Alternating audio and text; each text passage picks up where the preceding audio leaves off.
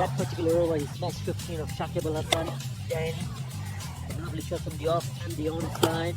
And then this Shakib was the one who broke that partnership. And they hardly looked around after this spectacular catch from Mushfiq Rahim of Ibadat. Getting that Sterling. Crazy wide delivery.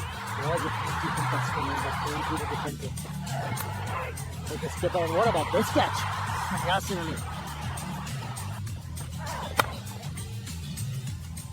Good shots through the covers, but Masoom had different plans. Yeah, he was brought on again later on to get the wickets, and he did the job so very well. Nasir Ahmed, wickets in quick succession for him. 3 for 43, and then Ibadat carried on, got 4 for 42.